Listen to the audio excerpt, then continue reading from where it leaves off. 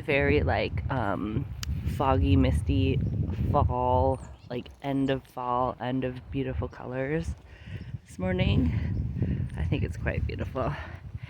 Anyways, thinking this morning was listening to the Projector and the Flail episode with Jessa Reed and Mark Pontius. I will put a link in the description. Listening specifically to the episode Melancholy and something. And thinking about the concept of service to self, service to others. So I can't remember exactly where that comes from, but I know that it's referenced in the Waves books that Mark Pontius talks about. Also, I think maybe it's from the Law of One, but I haven't read either of those. Okay, but the concept is interesting, especially for someone like me who was raised super in the Christian mythology, where martyrdom and self-sacrifice are like really praised. And it's interesting because you would think service to self, service to others, that service to others is actually like that martyrdom, self-sacrifice programming, but it's actually super not. So it's confusing because service to self means like you're doing it because you want to get something out of it, and service to others means you're doing it because it's for the greater good. But a lot of the time when you do something to quote unquote help other people, you are actually trying to control them so that you can get something. Okay, 12-step programs talk a lot about this, like especially in Al-Anon, which is what my 12-step background is. So they say help is just another word for control, right? So when I'm like, oh, let me help you, I don't know, to like a toddler, let me help you not fall down. And is that because falling down would be bad for you, or is that because falling down would be painful for me to watch, right? Because falling down would be helpful for that toddler in the sense that they will like gain certain motor control and understanding of physics of their body, and it will help them to maneuver their body in the physical world more effectively, right? So another one is like, you know, you have a relationship with a partner and they are going, like, they're having a hard time in their work situation, and so you like really encourage them to start a business and try to help them as much as you can. Or vice versa, you like, they want to start a business and you're like, this is never going to happen, it's going to fail, I'm going to try to discourage them and like bring them back to their senses about it. Okay, so in that context,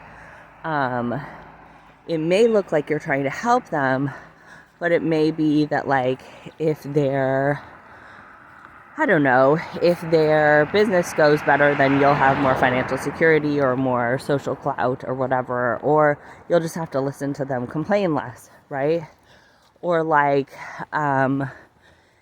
you know, you could use the nervous system stuff to be like, it's uncomfortable to freak out, and so I'm gonna like meditate my feelings away so that I don't have to feel them, right? All of those are actually, even though they sound like service to others, those are actually service to self, because it's manipulating reality to make yourself feel more comfortable, right? So like, also I stayed working in public schools like way longer than I wanted to, because socially that was very acceptable and praiseworthy, and I don't have any other area of my life that's like super socially acceptable and praiseworthy. I mean, some people think I'm a good parent, but I'm a very unusual parent, so I don't often get cultural praise around anything else in my life, except I got a lot of cultural praise around working in public schools, okay? So I kept that going in my life, and it looked like service to others, but it was actually service to self, because I was using the public school And there was some genuine care. Of course, I loved my students and I did an excellent job, but I was still using them to get that social feedback that I was really craving. So when we're looking at service to others, it's really like greater good kind of things, and it's like totally outside of culture. So that can be really tricky to try to figure out, right? Because if I'm outside of culture, then there's no paradigm that like is going to help me know what the rules are. And that's one of the greatest things, is that like outside of culture there are no rules, because rules are just a product of culture. And if I'm truly doing service to others in like a universal consciousness sense, then I am having complete trust in every individual's like radical autonomy. Okay, so radical autonomy means like I even trust you if like what is the option for you is to die by suicide, then like I'm gonna trust you even to that level. It may look like if you have someone who's like suicidal and talking about dying by suicide, and they feel like that's their only option, it may seem like service to others to be like, no, you can't do that, let me put you in a hospital so you don't do that, or let me like stay around the clock with you so that you don't do that. But ultimately, in like a universal consciousness sense, and this is very very controversial, I know, but as a person who died by suicide and then had a near-death experience and came back from it, that was the best choice for me. It was, I want to say, one of the best decisions of my life. I learned the most from that experience that I have in any other experience, and it gave me my connection with life beyond death, or experience beyond death, which is very grounding for me and something I can connect with on a regular basis. So, you know, there are teachers like Abraham Hicks who say that every death is a suicide, is death by suicide, because ultimately, on a universal level, we have always chosen when we're going to die.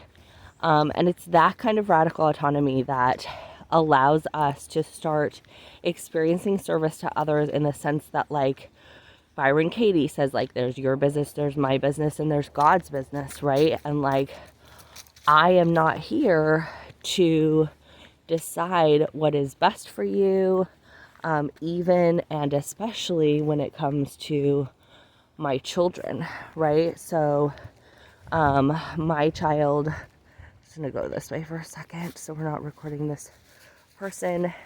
My child, you know, may be a person who's like not into, let's say, what is something that's, what are you doing here, Ace? Here, let's go down this way a little bit.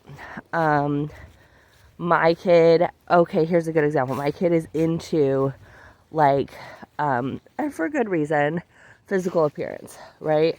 Because he's living in a culture that really praises physical appearance and has certain standards. And he has absorbed the idea that there's a certain body type that's preferable to another body type, okay? And he talks about that sometimes, like, oh, I'm gonna not have soda because that leads to a certain kind of body type, okay? He has that experience of culture, and he's working through that experience. And in the idea of service, I think I'm doing service to others, I can be tempted, and I do, try to convince him otherwise. Like, oh, that's not going to do anything. Oh, body type is just what you're born with. Oh, it doesn't matter if you have a certain kind of body, right? And I think that I'm trying to help him, to save him from the pain that I experienced of grappling with this certain mythology around body type, okay? And I would probably, like, even 6 months ago, have said, like, oh, that's service to others. Like, I'm trying to save him from the same pain that I experienced. Or I'm trying to offer him an experience that's more positive and more liberated.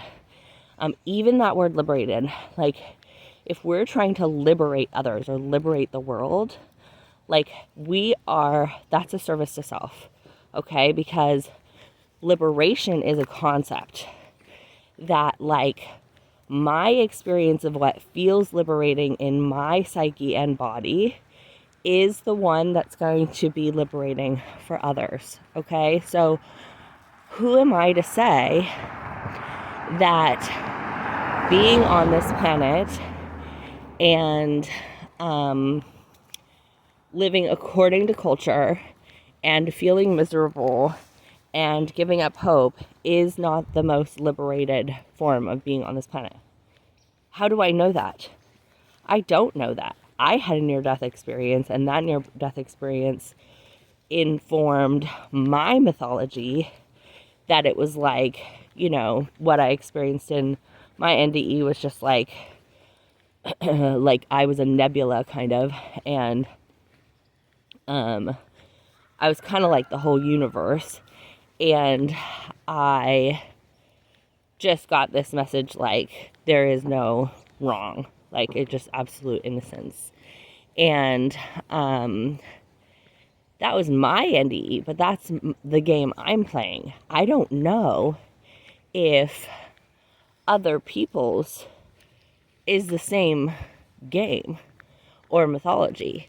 So I can say that is what's going to work for me for the time being, but I can't say what's going to be the thing for anybody else or what is the rules of the game that they're playing.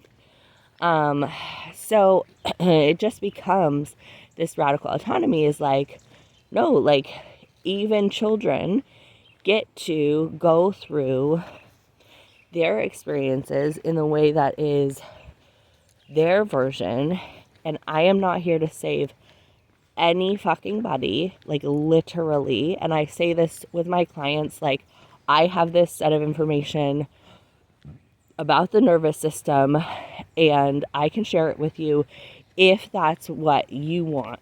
Kind of like I picture myself like sitting in front of a table and there's just like a bunch of snacks on it.